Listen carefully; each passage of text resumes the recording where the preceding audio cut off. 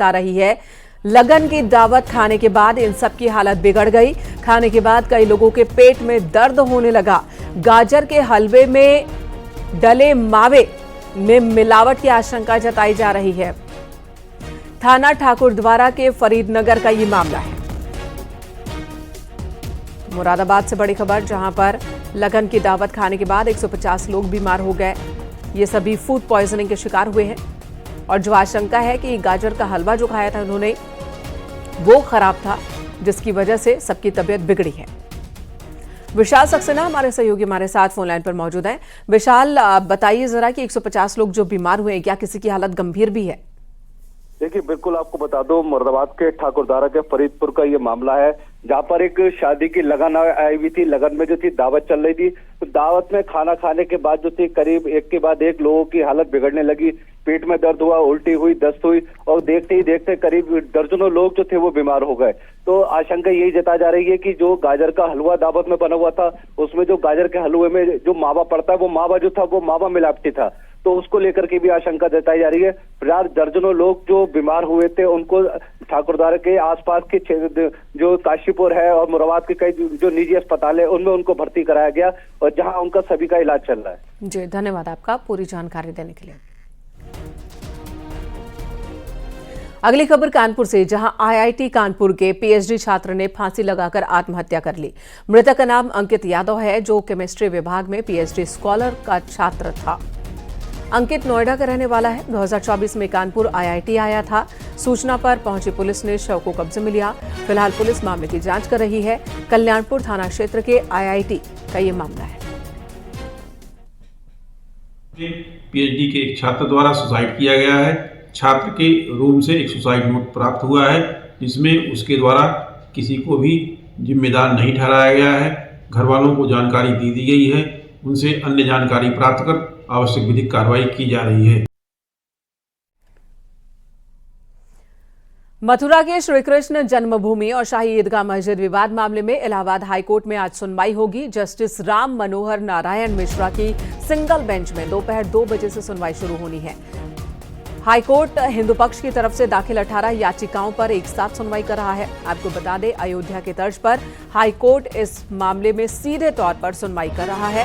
हालांकि हाईकोर्ट में अभी इस केस का ट्रायल शुरू नहीं हो सका है। हिंदू पक्ष ने विवादित स्थल को श्री कृष्ण की जन्मभूमि बताकर वहां पूजा करने की इजाजत दिए जाने और जगह हिंदुओं को सौंपने की मांग की।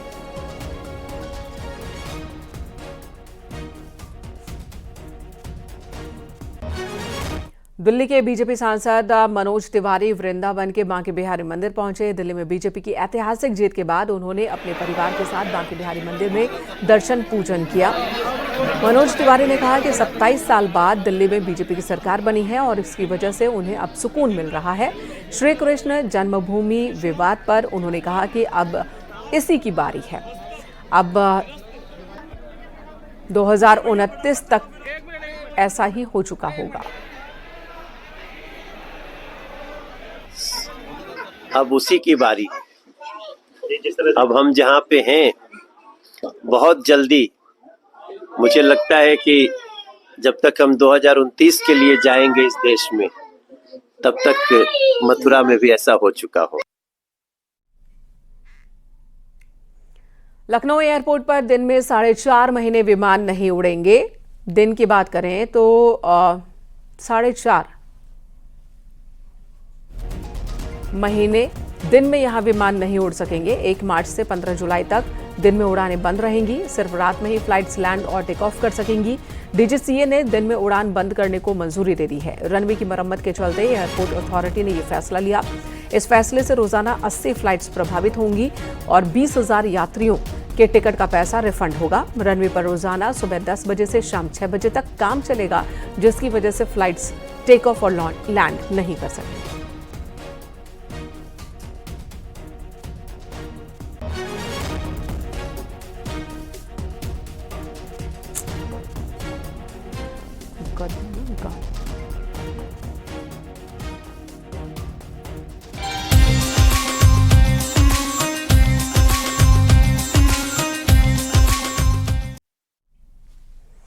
माघ पूर्णिमा को लेकर सीएम योगी ने मास्टर प्लान तैयार कर लिया है। अधिकारियों के साथ कल हाई लेवल मीटिंग हुई है। वर्चुअल बैठक में भी शामिल हुए कई अधिकारी और मुख्यमंत्री योगी आदित्यनाथ ने कई निर्देश दिए हैं।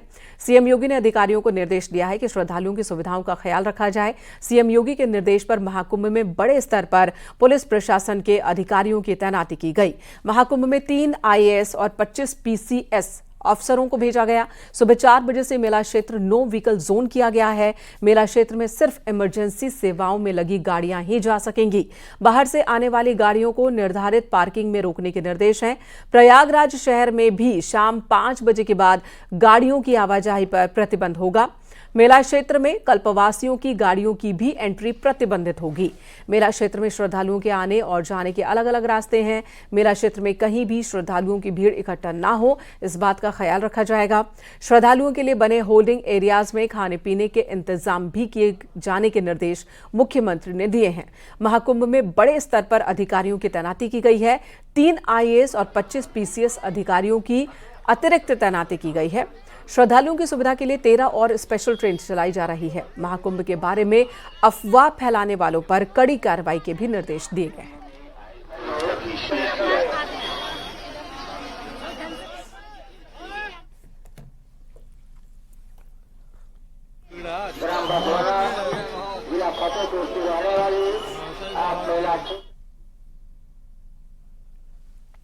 प्रयागराज महाकुंभ में श्रद्धालुओं का सैलाब उमड़ रहा है। अब तक 45 करोड़ से ज्यादा लोगों ने स्नान किया है। माघ पूर्णिमा पर करोड़ों लोगों के पहुंचने की संभावना है। माघ पूर्णिमा को लेकर राज्य सरकार और मेला प्रशासन की ओर से विशेष तैयारी की गई है। सीएम योगी ने अधिकारियों को क्राउड मैनेजमेंट के निर्देश दिए। बसंत पंचमी की तरह ही व्यवस्था लागू करने के लिए कहा है सीएम योगी ने। शटल बसों और ट्रेनों की संख्या भी बढ़ाई जाए, ये निर्देश भी सीएम योगी आदित्यनाथ ने दिए हैं। ये आज की तस्वीर हम आपको दिखा रहे हैं। एक्सक्लूसिव तस्वीर आप देखिए। आज का ये नज़ारा है। महाकुंभ को 30 दिन से ऊपर का वक्त हो चला है और हर रोज करोड़ों की संख्या में श्रद्धालु पहुंच रहे हैं। कल भी 1 करोड़ से ज्यादा लोगों ने स्नान किया। आज भी बड़ी तादाद में श्रद्धालु महाकुंभ पहुंच रहे हैं और कल है माघ पूर्णिमा और ऐसे मौके पर उम्मीद है कि श्रद्धालुओं की संख्या कहीं ज्यादा होगी, क्योंकि पूर्णिमा स्नान का अलग महत्व होता है नदियों में और इसे लेकर विशेष तैयारी, विशेष इंतजाम भी किए गए हैं।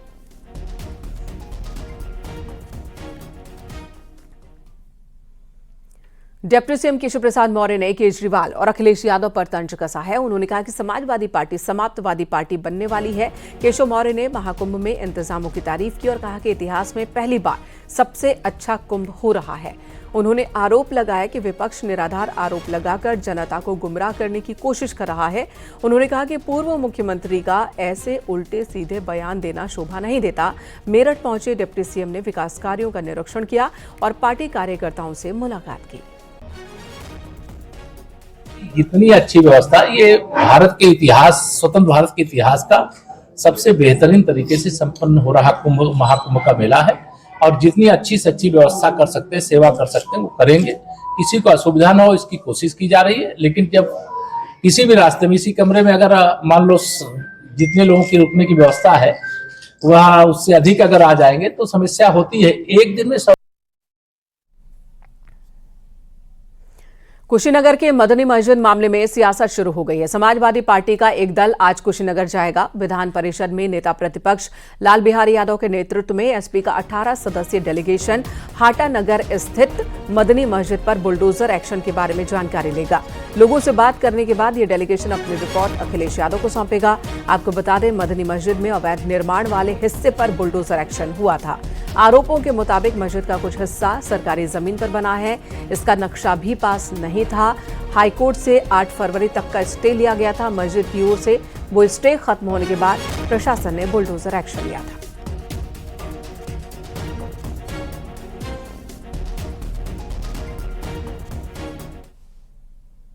क्या राहुल गांधी को हिंदू धर्म से बाहर निकाल दिया जाएगा? ऐसा इसलिए क्योंकि महाकुंभ में चल रही धर्म संसद में राहुल गांधी के खिलाफ एक निंदा प्रस्ताव पास हुआ। मनुस्मृति पर राहुल गांधी के दिए गए विवादित बयान पर यह निंदा प्रस्ताव लाया गया। दरअसल राहुल गांधी ने मनुस्मृति को बलात्कारियों को संरक्षण देने वाला एक ग्रंथ बताया था।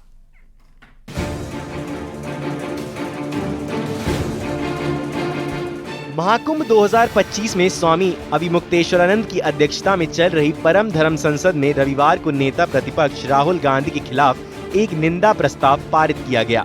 यह निंदा प्रस्ताव राहुल गांधी के मनुस्मृति को लेकर के दिए गए बयान को लेकर है, जिसमें उन्होंने मनुस्मृति को बलात्कारियों को संरक्षण देने वाला ग्रंथ बताया था। स्वामी अभिमुक्तेश्वरानंद ने कहा कि राहुल 1 महीने में जवाब दें, माफी मांगे, नहीं तो उन्हें हिंदू धर्म से बहिष्कृत कर दिया जाएगा। राहुल गांधी के बयान से मनुस्मृति को पवित्र ग्रंथ मानने वाले करोड़ों हिंदुओं की आस्था को ठेस पहुंची है। धर्म संसद राहुल गांधी के इस व्यक्तित्व की घोर निंदा करती है और उन्हें 1 महीने का समय देती है। या तो वे इसके पीछे के अपने मंतव्य को साफ करें, कारण बताएं, या फिर क्षमा मांगे। 1 महीने के भीतर यह भी बताएं कि उन्हें हिंदू धर्म के आधारभूत ग्रंथ की निंदा करने के कारण उन्हें हिंदू धर्म से बहिष्कृत क्यों ना घोषित कर दिया जाए। स्वामी अभिमुक्तेश्वरानंद ने आगे कहा, 1 महीने बाद स्पष्ट जवाब नहीं आने पर राहुल गांधी को एक और रिमाइंडर दिया जाएगा। राहुल गांधी अगर इस पर भी कोई जवाब नहीं देते हैं तो उन्हें हिंदू धर्म से बहिष्कृत कर दिया जाएगा।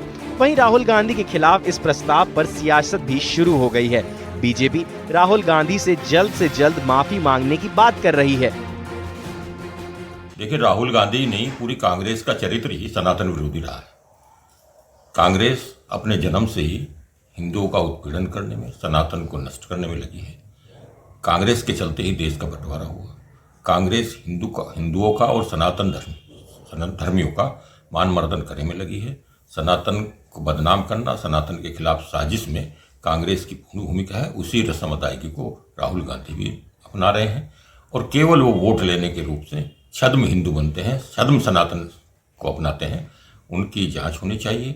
उनको बताना चाहिए कि वह सनातन के पक्ष में है या सनातन को खत्म करने के पक्ष में।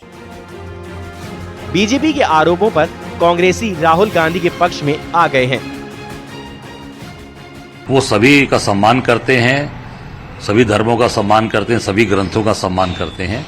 उन्होंने कोई ऐसी बात नहीं बोली है जिससे कि आज इस तरीके की बातें सामने आ रही हैं। वो सबका सम्मान करते हैं और सबके प्रति उनकी भावना अच्छी है और बहुत ही अच्छी सोच के साथ वो समाज के साथ खड़े हुए हैं। मनुस्मृति को लेकर ये चर्चाएं थी। नहीं, उसमें कोई भी बात राहुल जी ने कोई ऐसी बात नहीं कही है जिससे कि कोई भी उस पर चर्चा की जाए या उस पर कोई भी उसका अर्थ निकाला जाए। राहुल गांधी पर आरोप है कि उन्होंने मनुस्मृति पर आपत्तिजनक टिप्पणी की। वायरल वीडियो में राहुल को इस प्रकार का बयान देते देखा और सुना जा सकता है। धर्म संसद में कहा गया कि इस बयान से मनुस्मृति को पवित्र ग्रंथ मानने वाले करोड़ों आस्थावानों को पीड़ा हुई है। राहुल के बयान को धार्मिक दृष्टि से उचित नहीं माना गया, जिसके बाद अब देखना होगा कि क्या राहुल गांधी संतों से माफी मांगते हैं या फिर नहीं। Bureau report, news 18।